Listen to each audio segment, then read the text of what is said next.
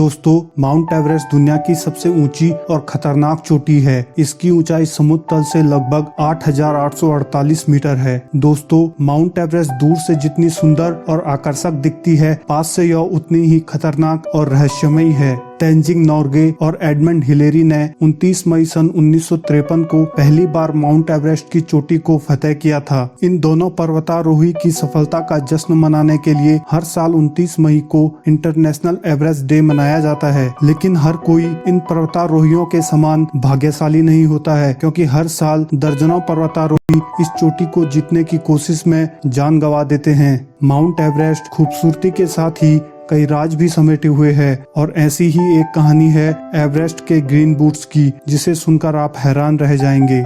Nepali media की reports के मुताबिक माउंट एवरेस्ट की चोटी से 200 से 300 मीटर नीचे एक मृत शरीर 24 साल से पड़ा है। यह मृत शरीर सेवांग पलजोर का है। माउंट एवरेस्ट पर पड़े इस शव के बारे में पर्वतारोही बताते हैं कि शव को देखकर ऐसा लगता है कि मानो कोई थक कर सो रहा हो। अगर आप इस बारे में पहले से नहीं जानते तो आप ये जान ही नहीं पाएंगे कि यह एक लाश है। इस शव की पहचान पर्वतारोहियों ने उनके हरे जूते से की थी, और अब इसे ग्रीन बूट्स के नाम से जाना जाता है। अधिकतर पर्वतारोही इसे देखकर डर जाते हैं, लेकिन कुछ पर्वतारोही ऐसे भी हैं जो इस लाश के साथ फोटो खिंचवाते हैं।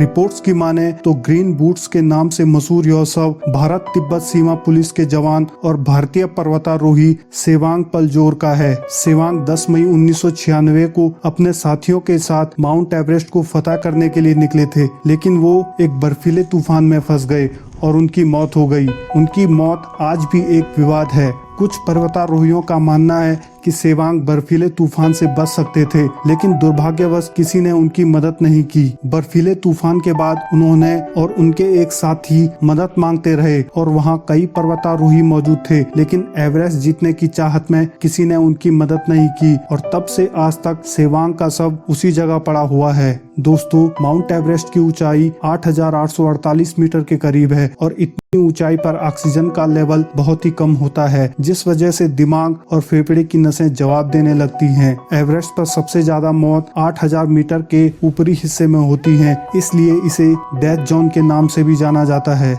इसी के साथ यहाँ भयानक बर्फीले तूफान आते हैं, जो पर्वतारोहियों की जान तक ले सकते हैं। एक रिपोर्ट के मुताबिक 2019 तक 308 पर्वतारोहियों की मौत एवरेस्ट पर चढ़ाई के दौरान हुई है। इतनी ऊंचाई से सबको बेस कैंप तक लाना नामुमकिन है, इसलिए ज्यादातर पर्वतारोही अपने साथी की लाश को वहीं छोड़ देते हैं।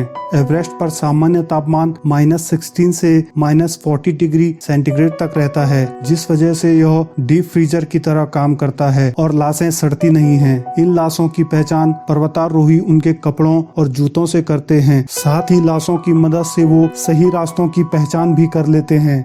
तो ये थी दोस्तों एवरेस्ट के ग्रीन बूट्स की कहानी। आपको क्या लगता है, क्या उनके दोस्तों को सेवांग की मदद करनी चाहिए थी? हमें कमेंट करके जरूर बताएं। मिलते हैं अगले वीडियो में, तब तक के लिए जय हिंद।